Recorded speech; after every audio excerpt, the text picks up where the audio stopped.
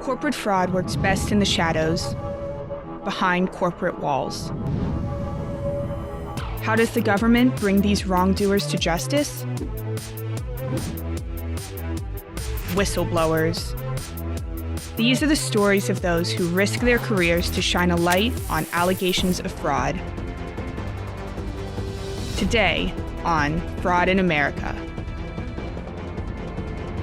All right, welcome. Today we have the great pleasure of speaking with Joyce Branda, 37 years with the Department of Justice, longtime public servant, an exceptional career dating back to the Jimmy Carter era. She was actually hired by my predecessor, Jim Mormon, when he was the Assistant Attorney General. She rose through the ranks, becoming the Deputy Assistant Attorney General at the Civil Division. She was in charge of an office of over 100 attorneys involved in the False Claims Act cases that we talk about quite often on this show. So, Joyce, welcome to today's program. I appreciate you speaking with us. Thank you, Jim. So, Joyce, we're going to cover a lot of things. I've talked to a lot of people, as I told you before we jumped on.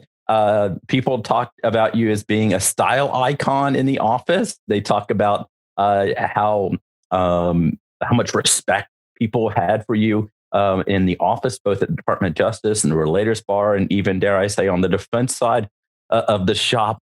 But the one thing people wanted me to ask you about is the exceptional softball skills of your office and the Branda Cup. What is the Branda Cup that I keep hearing about? Well, now you're really testing my memory 3 years out of the department. But no, there was we had a softball team, and there was a legend that we would hire people based on their softball skills. I didn't do that. Mike Hertz, my predecessor, may have done that, but we had a really great softball team. And I think at one point they were called Treble Damages, if I'm not mistaken.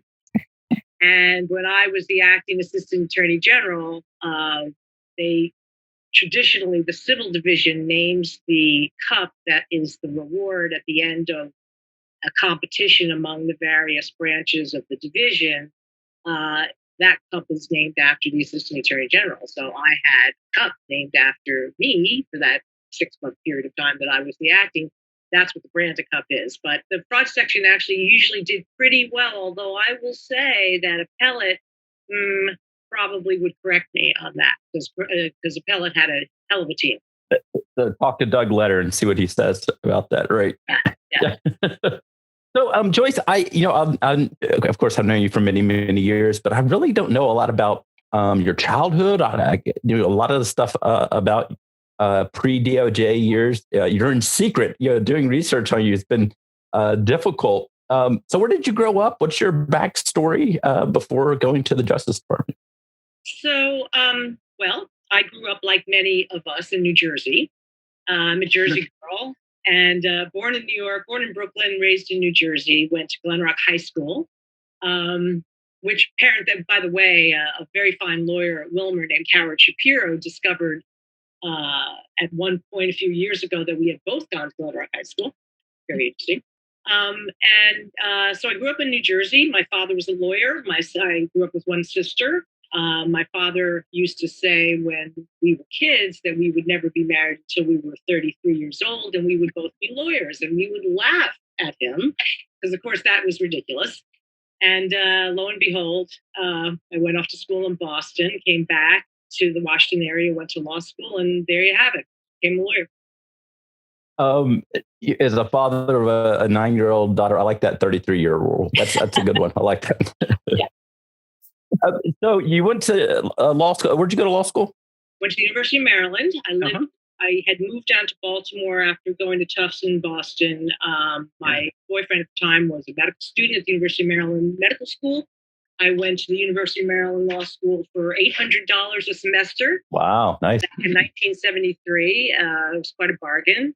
And actually, we had a really distinguished class of lawyers. One of my classmates was John Bates, the federal judge, as many of you know, very fine judge. And a number of very, very fine lawyers came out of that class. It's just kind of an interesting class. In addition, Elijah Cummings was in my law school class. And I graduated with Elijah, who was quite a force of nature back then. Yeah. So my first job out of law school was I had always wanted to do public interest work. I always knew I was going to do that. The question was how. So when I came out of law school, the university paired with a law firm called Piper and Marbury at the time, and they sponsored a legal services clinic with the law school. So I was one of three lawyers who staffed the clinic, and we taught law students, and we did Social Security, disability, prison and jail rights, and it was and landlord tenant law, and it was a very, very fun, wonderful experience. So I was there for 2 years. Then I decided to sow my oats in California, and I drove out to California, and I was going to live there, changed my mind, came back, worked for a law firm for a couple of years, and decided, since the only thing I was doing happily at the law firm was pro bono work, that it didn't seem to make much sense to stay there. Right. So I came to the department in 1980, and that's how I landed at the department. Okay, great. And if I remember right, you were in the lands division, right, at DOJ, right? So what kind of cases did you work on at first with Justice Department? I was hired as one of 25 lawyers to staff a new environmental enforcement section. It was the first time the department had an affirmative enforcement section in the lands division. And while I was there, the CERCLA, the Superfund statute, was enacted. And of course, there was Clean Air Act and Clean Water Act. And what we did was enforce those statutes. And it was incredibly interesting. I like one of my first cases involved illegal emissions from plastics plants. They were called vinyl chloride emissions, and they were really toxic carcinogens. And I handled that case. I also handled a number of cases against Bethlehem Steel. And I remember vividly traveling to some remote place in Indiana and putting on a pair of boots and some fire retardant equipment and trekking around on top of a coke emissions oven, basically, to try to learn, about sort of what my case was about. And I mean, that's what I did. It was really, really great. It was a really intense experience for 2 years, but I decided at some point along the line that unless I wanted to be an environmental lawyer for the rest of my life, it didn't make a whole lot of sense to stay there. So I started looking at the civil division, thinking it was going to be more, sort of more mainstream law practice, because I didn't really think I was going to end up an environmental lawyer representing companies that were charged with polluting the environment. That was not in my future. Yeah. So I went to I saw the commercial litigation branch and the fraud section. I thought, plaintiff's work is what I want to do. Yeah. It seemed kind of fun and interesting. I didn't know a whole lot about it.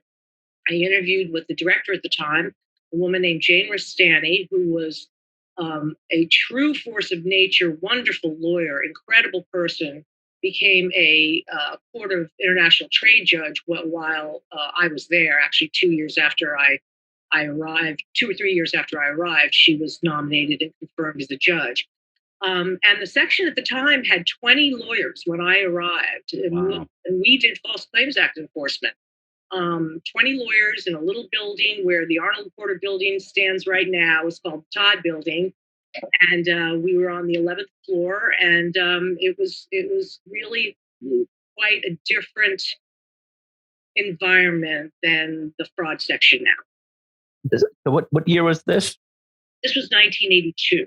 1982. So 4 years before the False Claims Act was amended, you were already doing False Claims Act cases.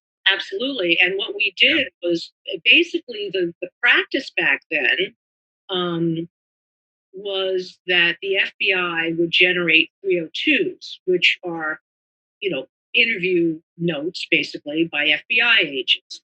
And we would get those circulated to us, and they would land on our desk, and we would be asked to figure out if there was a fraud case there. So the first thing you do is pick up the phone and call the FBI agent. And the FBI agent gets a call from a civil division attorney, and they aren't interested. So that was a challenging way to develop cases. We also got referrals from agencies through either the Defense Contract Audit Agency, DCAA, would generate an audit report, and we would take it from there. Or the inspectors general would generate some sort of a referral, or the general counsels would generate some sort of referral. But it was really agency based referrals. And back then, when I got there from 1982 to 1987, there was really one lawyer who was handling quitam cases. His name was Vince Turlip. He was a hell of a lawyer, a wonderful guy. Unfortunately, he passed away a number of years ago. But Vince was the quitam lawyer. Mhm. And so whenever there was a quitam case filed, Vince would get it and Vince would handle it. And he was the office expert. That's what it was. One person in the entire country. Wow. Wow. So this is during the era of the stories about the $900 hammers and the toilet seats and things like that.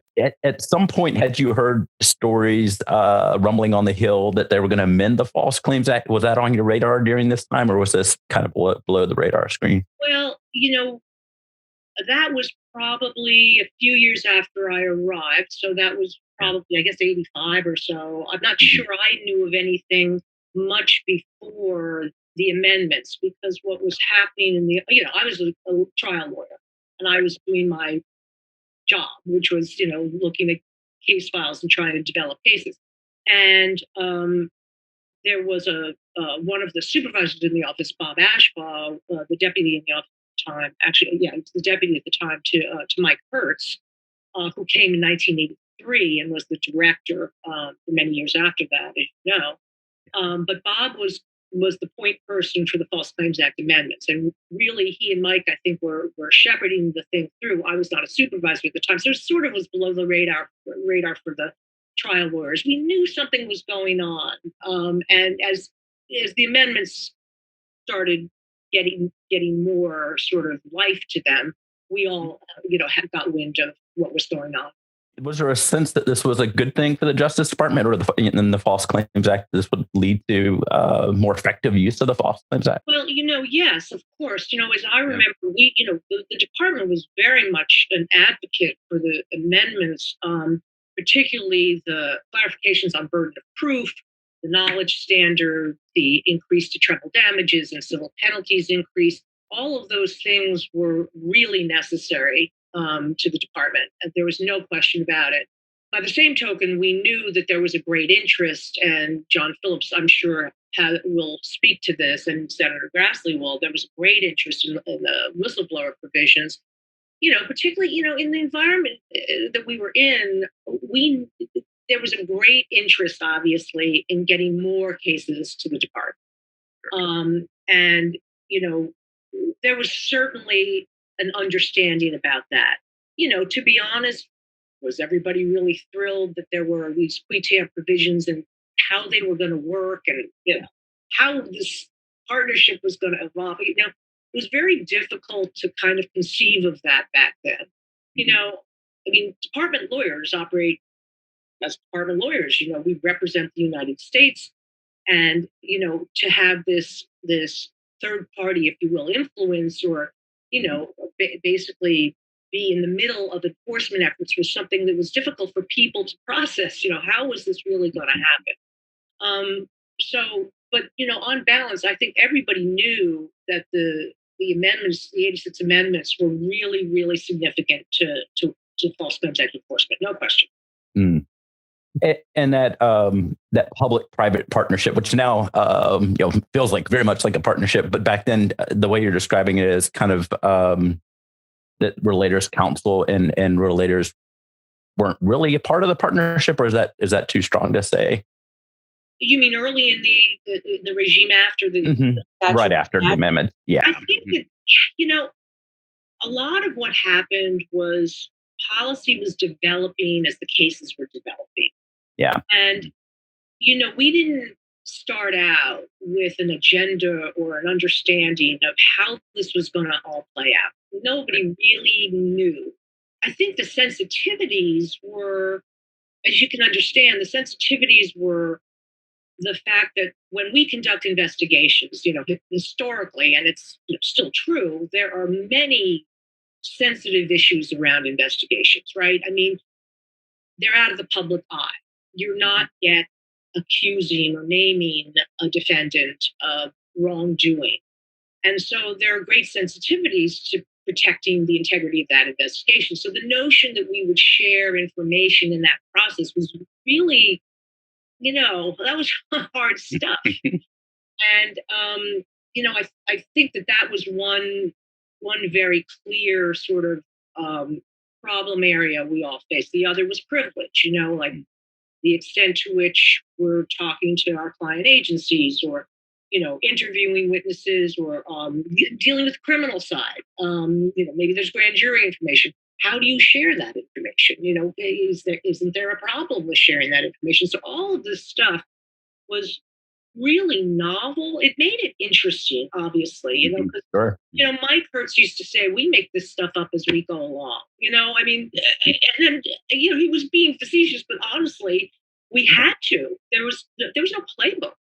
So I do think that there were hesitancies and there were concerns about sort of opening the books, if you will, to a relator and a relator's lawyer. That seemed to us to be a problem area that we had to sort out.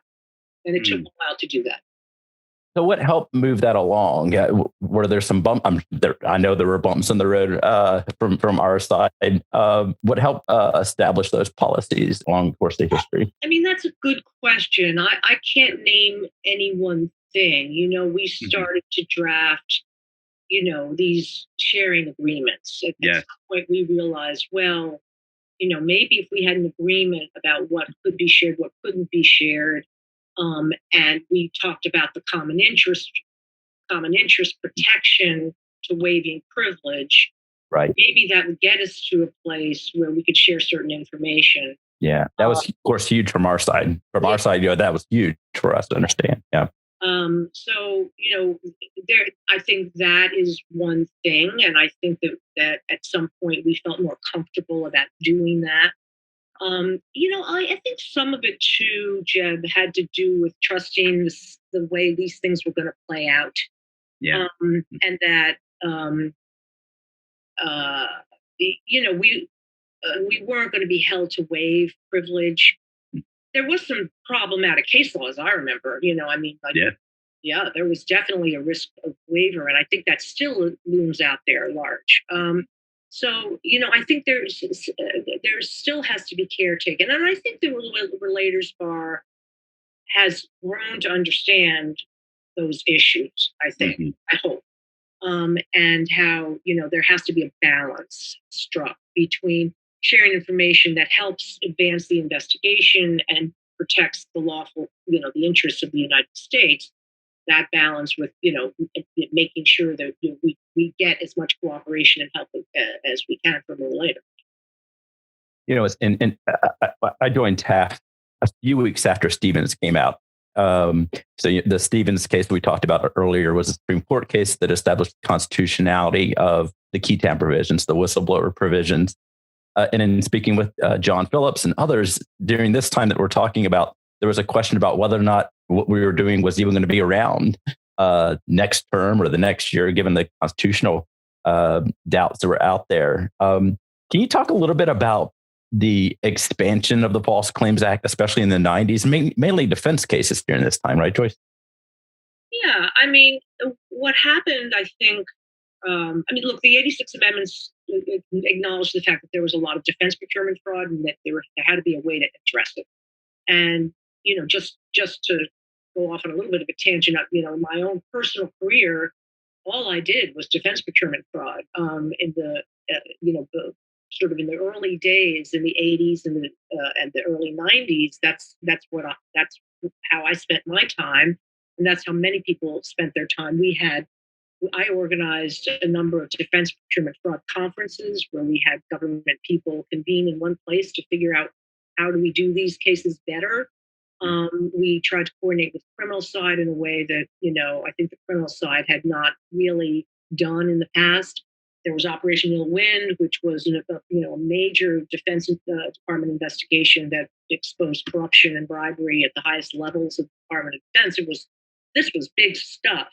and the money was there. And the defense industry was much more fractionated than it became later when consolidation happened.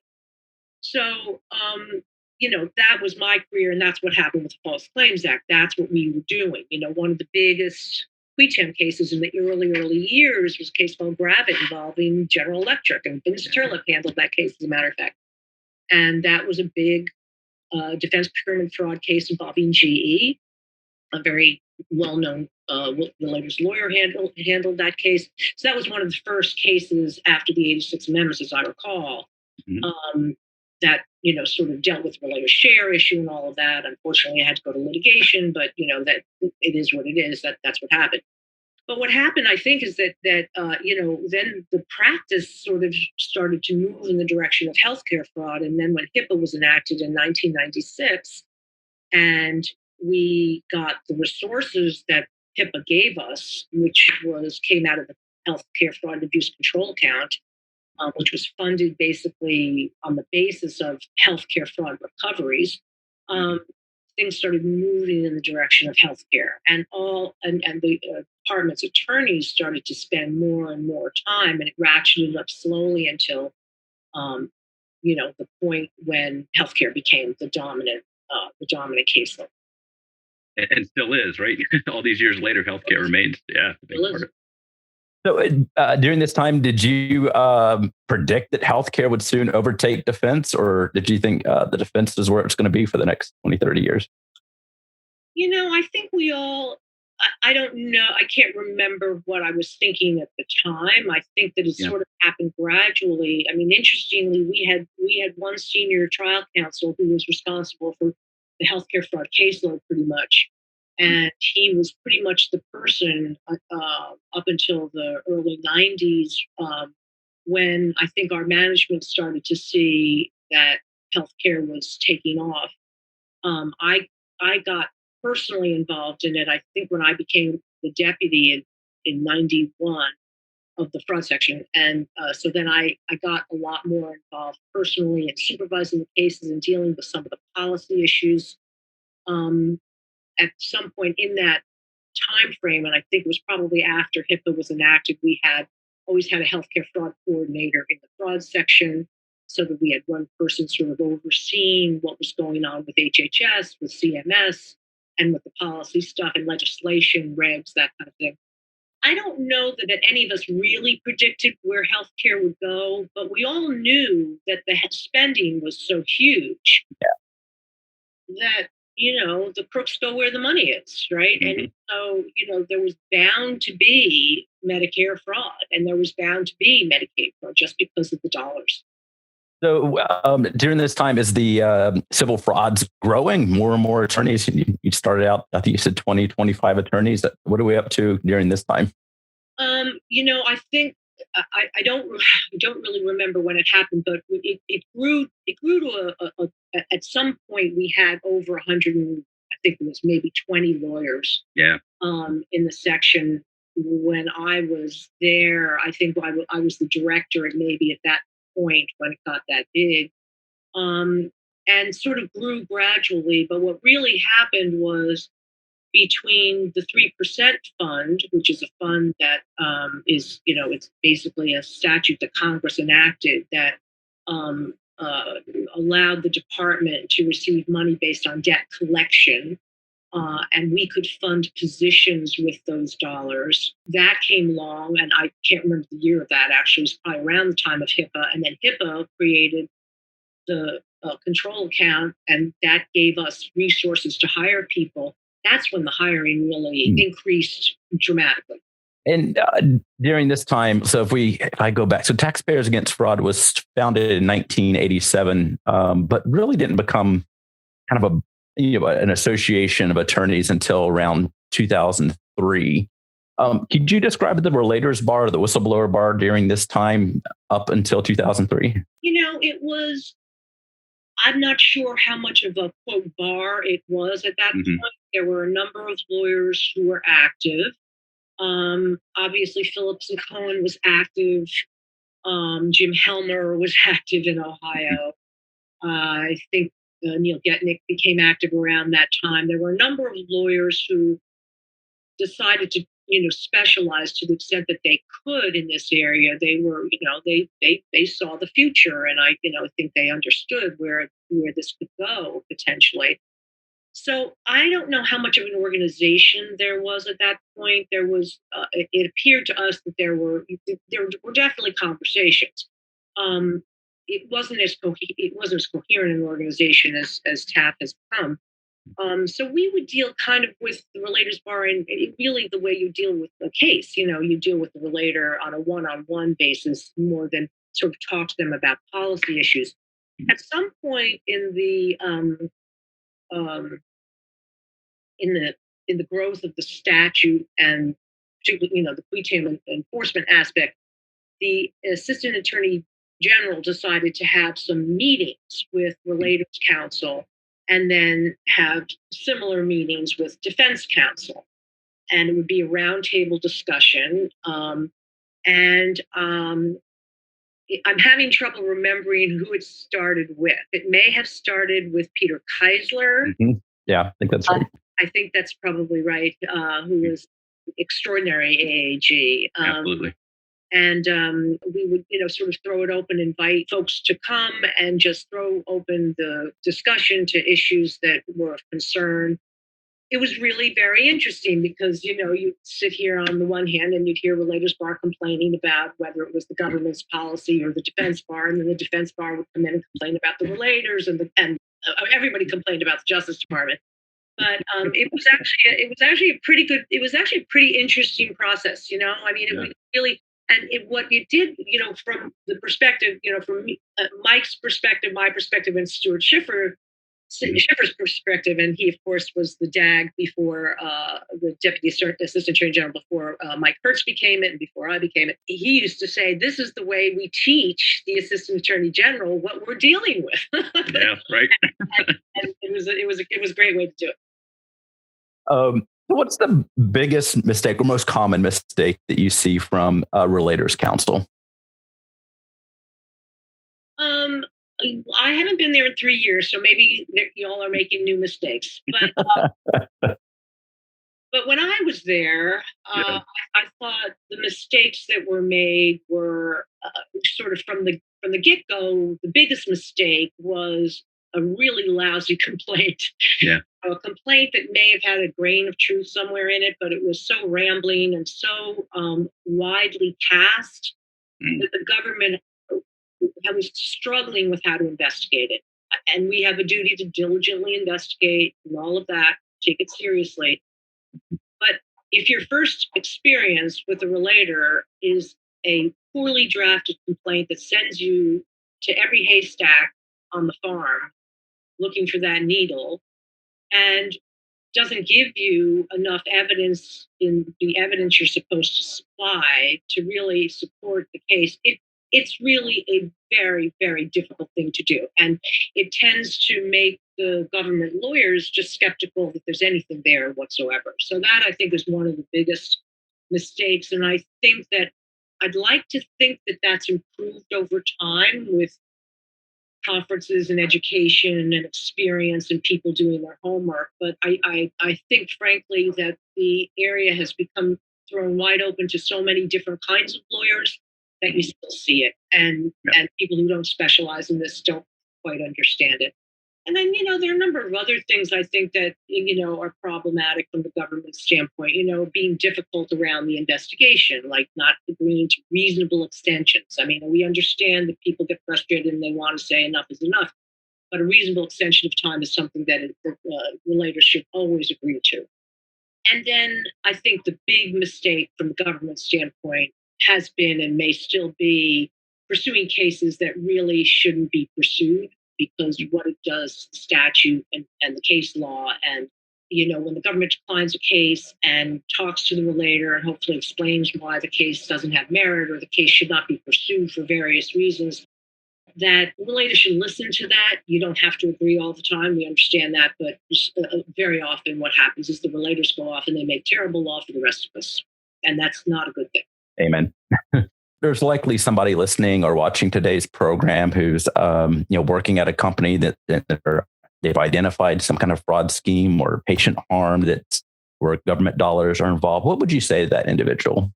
I would say that if you have observed something that you think is wrong and should be corrected, if there's a company process to report that, you should do that. I would never counsel somebody not to go through the compliance process. If you have reason to think that the compliance process is not going to result in a good result for the allegation, and you can always, and you should always, consult an attorney. You could do that at the outset, even if you do report the fraud internally, but don't sit there and sit on your hands. Do something about it. Most of these companies are pretty sophisticated now, and they do counsel people to report. And, I think those systems are very important for a company and they should be observed. But you can seek your own counsel and you can get advice about how to go about doing that. You can file a quitam case, of course you can, but there might be a route that is that isn't a quitam route that is perfectly acceptable to you and maybe better for the company. I would say do that, but you might want to do with good legal advice. And there are plenty of lawyers out there now who practice in this area that can provide that advice. See something, say something, right? So if you, at some point over your 37-year career at the Justice Department, had thought about going to the defense side or the relator side, which side would you have picked?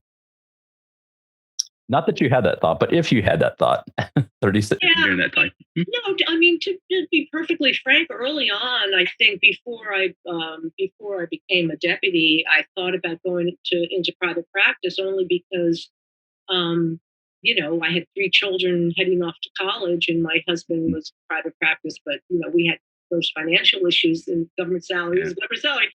And I thought about going into a private firm and on the defense side, and I just couldn't get my head around it. I thought about waking up every day and going into a law firm and doing that work, and I asked myself, could I really not think like a government lawyer? And I answered that question pretty quickly, and the answer was no. So for me, there was no choice. This was the career path I chose, and I guess I never really regretted it. Yeah. One interesting trend that we've noticed recently, I probably would rattle off a dozen, including Renee Brooker and recently Greg Shapiro. There's a number of former DOJ attorneys who are now going on the relator side where, 10 years ago that simply just didn't happen. Why do you think that's happening? Well, I do think that, and there were some back then, early on, there were several lawyers. Rob Vogel was one, Shelley Slade was another. There were lawyers who early on went into, quitam work. I think it's because I think people who do this work on the government side really believe in it and believe in the importance of having good lawyers enforcing the statute. And I think people want to continue to do that. I mean, I actually do. I think they want to make some money. I mean, let's be honest. And as I said, the government salary, you're maxed out at a certain point. So I think the potential for making some money is obviously there. I mean, let's call it what it is. But I also think the people who do this, they kind of think like a government lawyer, right? The answer to the question for me was, I think I'm a government lawyer, so I am a government lawyer. But I think that the people who've done this, I give them a lot of credit. I think it's hard. I think it's, you have to wait out. People say on average 5 years, before you see a case end. But I think that may be part of it, that, that they really just want to continue sort of the enforcement aspect, and they feel that they can do it on that side, while at the same time they have some potential for some upside financially. So a lot of people brought up the HCA case when I mentioned your name and the role that you played in that case. Can you talk a little bit about what happened with HCA? I mean, one of the largest healthcare fraud cases of all time, right? $1.7 billion, 2003. Yeah. Well, it was a saga. One of the relator's lawyers, Steve Marr, called it the case that took longer than World War II. I say pshaw, The reason that case took a long time is because we had I can't even remember the number of cases. It was over 40 some cases, I believe, that were pending involving HCA or some HCA affiliate that we consolidated into one investigation in order to wrap up the entire thing. I mean, there were a number of issues, right, that we were trying to tell as a story. I mean, this was a hospital chain that at the time we believed was poorly managed. I mean, that's saying it in a very genteel way.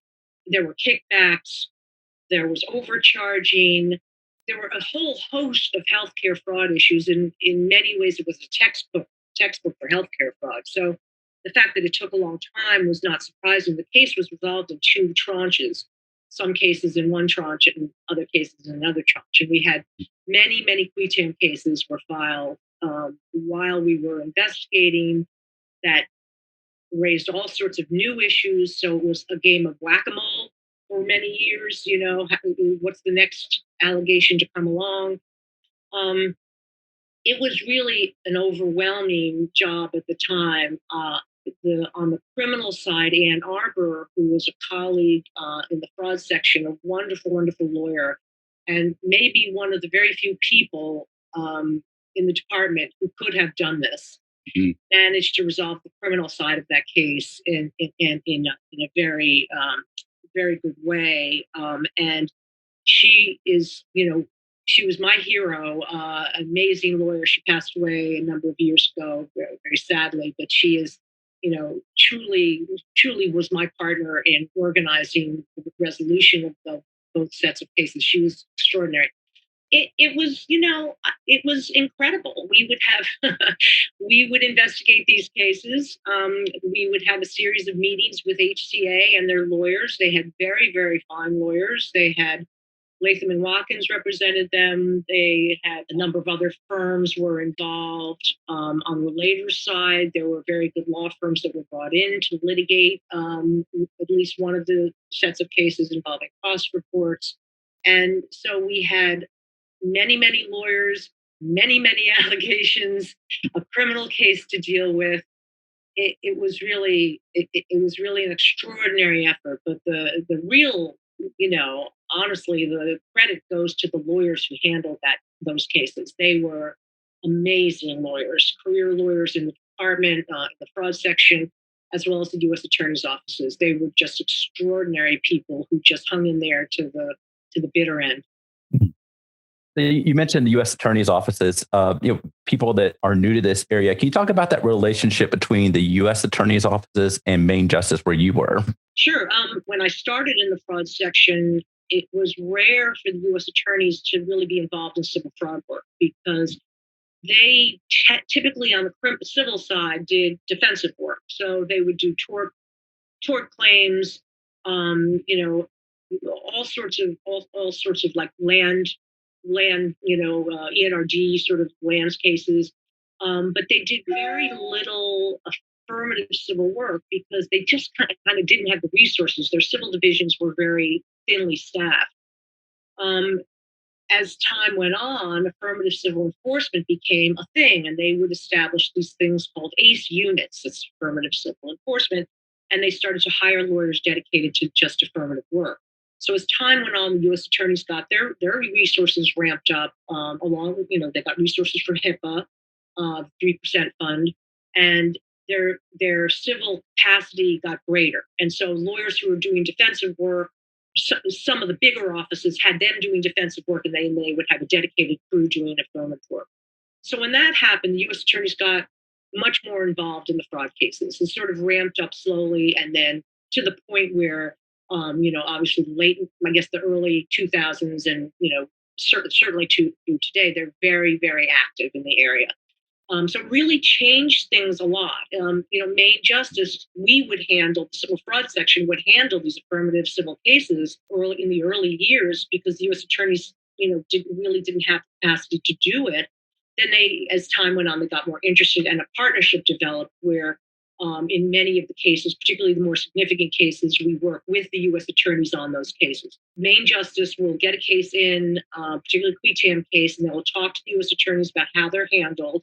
They'll decide whether it's joint, whether the U.S. Attorney's Office is going to be delegated the case, whether it would be personally handled by main justice. But typically, in the larger cases these days, particularly with the larger U.S. Attorney's offices, are the ones that have the interest and capacity will handle cases jointly with them now.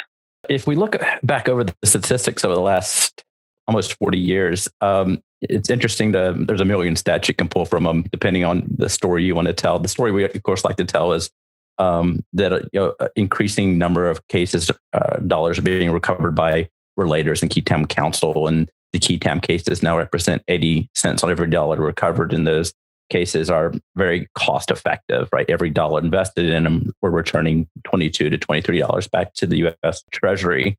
What is the story that you tell from your perspective on why the False Claims Act works so well? I think the incentives of the quitam statute, the way the statute is written and the way it's structured, it's a treble damage statute. The shares are not insignificant, 15 to 25% for an intervened case, 25 to 30% share for a declined case. The penalties are significant as well. The fact is that the quitam statute has incentivized people to come forward in a very clear way. In addition, the track record under the quitam statute since 1986 has shown that a solidly pled complaint and a good relationship in the investigation and litigation between the government and the relator is going to yield good results. And so people see that and they say, this is worth a try. I think that's what Senator Grassley and Congressman Berman wanted to see. I mean, that's exactly what they intended, and I think that part is working. I think there are still issues and struggles with the way the government has to use its resources in connection with the quitam statute. I think these are still very legitimate issues. I can't speak for the department. I'm speaking from my own experience, but I think that there still has to be an understanding about what is required to take the department's job seriously in monitoring those cases that we do not intervene in, the cases that are declined, and what that does to government resources and what that does to potential case law under the False Claims Act. I think the department lawyers say this all the time, and we may sound like a broken record, but it can't be understated how much has to happen to be sure that we protect the interests of the United States by watching those cases, making sure they don't go off the rails, making sure the courts understand what the proper interpretation of the False Claims Act is, so that we don't have a situation where a case that we were not interested in pursuing creates some law that could kill the case we want to pursue and that everyone wants to pursue. So those are issues that are out there that I think are not entirely well understood, or if they're understood, they're not really processed by people in the way that I think the department sometimes has asked people to understand them and to process them. It really is a tremendous drain on resources to have lawyers spend so much time on that kind of work. And we're talking not just the civil fraud section and the AUSAs on the line level. We're talking appellate, all the appellate lawyers who have to monitor the case law in the courts of appeals. We're talking the Solicitor General's office. We're talking the agencies who have to watch over these cases, who have to respond to discovery that could be massive in some of these cases the government decided not to pursue. So there are lots of issues still out there. This is one of the reasons why I came back to TAF. 10 years in private practice, decided to come back because I think it's important that from our side that we do a good job in encouraging the right cases forward and encouraging people not to move forward with the wrong cases. A lot of good case law has been made by declined cases. It's opened the door for subsequent recoveries involving off-label marketing and kickbacks and things of that nature. But you're right. There's always a concern that keeps us all up at night about the wrong case moving forward that makes bad case law. And we just have to make sure we do a good job monitoring that, educating the people and the people who are outside of our tent, who are practicing in our area of the law, we need to make sure that they are invited in so that they don't make the bad case law. But yeah, that is a huge concern for us going forward for sure.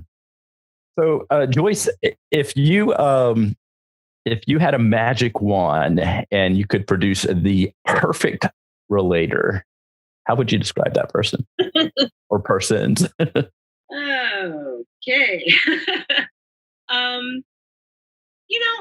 I can't pretend to know what a perfect relator would be like, but I would say somebody who had a truly meritorious case that was supported by evidence that was pretty solid from the get-go, that pled a complaint that was specific enough and targeted enough that we can investigate the case in a relatively short period of time, understanding that these are complex cases that take a while to sort out when you're dealing with often millions and millions of documents and witnesses. A credible relator who saw with his or her eyes what happened, that did not have their own baggage, if you will, a company that could kind of just clutter up his or her credibility, that had a good relator's lawyer representing them, a really, an experienced lawyer who understands what the issues are and knows how to write a complaint, write a statement of material evidence, and help the government in ways that are helpful as opposed to harmful. Person who has the names of witnesses and the actual names of people who can corroborate what the relator says. And, someone who, to some degree, is willing to stand back while the government does its job. If they have an allegation that rises to the level of a criminal case, so much the better. That can be very, very helpful.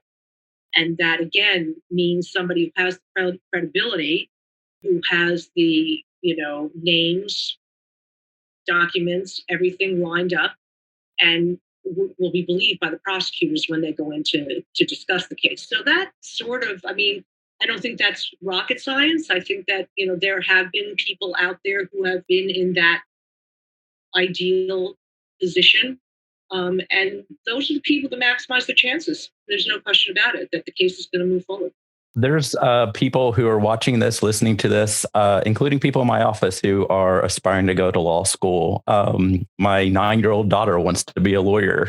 She wants to be a Justice Department attorney. What would you say to these young women, especially who are looking up to you right now? I would just say work really hard and do what your head tells you. You want to do. Follow that. I didn't really have any particular goal or ambition. I just knew that I wanted to do government work. I wanted to do public interest work, and that for me was government. And I just saw it as fun every day. You wake up in the morning and you say, "Do I want to go to work?" Yeah, maybe there's some days you don't really want to go to work, but just because you don't want to.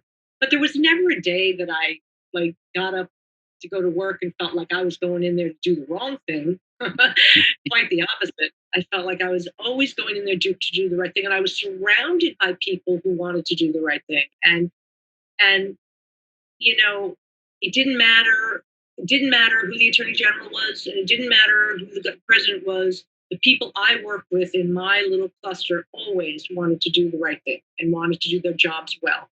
And that was tremendously motivating. And so I just worked really hard. And if you think you want to do it, just, do as well as you possibly can. Keep trying. If you can't get a job at first, you just keep trying. We hired several people, I'll never forget, who, applied. They would apply. They didn't have a slot for them. They'd apply second year, didn't have a slot for them. By the third year, we did have a slot for them. And you know what? The fact that they applied twice was to their credit, because we knew they really wanted to come to work with the department. And so, I think your 9-year-old, if you just tell her to work as hard as she can, make it clear when she applies for a job that this is what she really wants to do with herself. And, things will fall into place pretty easily for her.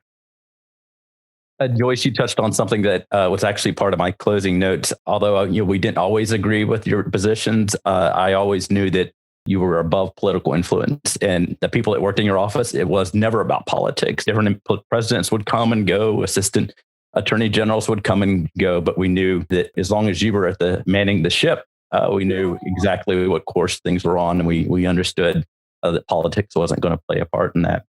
I just want to acknowledge your 37 years of public service to our country. This was the one interview I really looked forward to, just catching up with you after all these years of your retirement.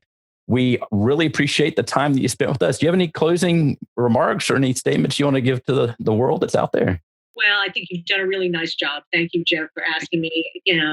It's actually been fun thinking about all of this. I want to say maybe just a couple things, just because they were so important to me. We didn't really talk about them, but my predecessors at the department were Stuart Schiffer and Mike Hertzen. We lost both of them a number of years ago now. They were everything to me. They helped me with my career, but it was not just that. They were extraordinary people. They always wanted to do the right thing. They always did the right thing. There was no favoritism. They were fair. They were decent. And they're the kind of government lawyer I always aspired to be. And I think for anybody who's listening, that is the government lawyer you want to aspire to be. The person who is fair, the person who does what they think is the right thing to do and knows that it's the interests of the taxpayer in the United States that come first. And it sounds just a little corny, but I really do believe that, and that's what helped me get through my days. And I just want people to understand that even though we may have disagreements with relators now and then about, this, that, or the other thing, ultimately the people you're dealing with at the department are those people, and they're just trying to protect, the taxpayer and the interests of the government. And that's it. Very good. Joyce, thank you so much for your time. I appreciate it. Okay, thank you.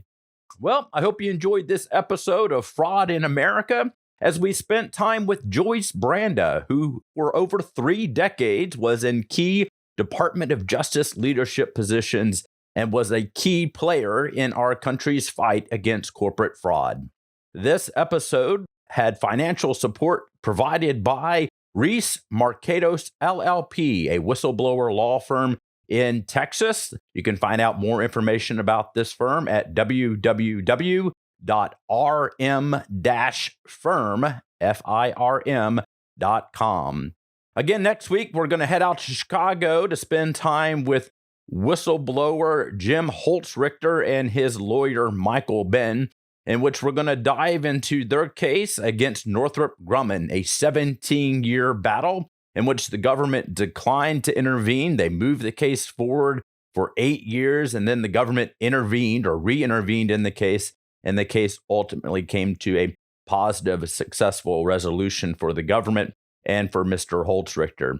So until next time, make sure you subscribe and like this channel and this podcast, and join us next time on Fraud in America. If you believe you've witnessed fraud against the government at your job or want to learn more about these important laws to combat fraud, visit fraudinamerica.com. On our website, you can find whistleblower lawyers, blogs from these expert attorneys, and more. You can also find a transcript of today's show notes, a way to contact our team, and a way to chip in to make sure we can keep bringing you the latest on fraud. This episode was edited and produced by Rachel Brooks, and our theme music is by Connor Chaos. A big thanks to our staff and researchers of Jeb White, James King, Emma Bass, Jackie DeMar, Kate Scanlon, Brian Markovitz, and Max Boltman. You can learn more about them at fraudinamerica.com/team. Fraud in America is a project of Taxpayers Against Fraud Education Fund.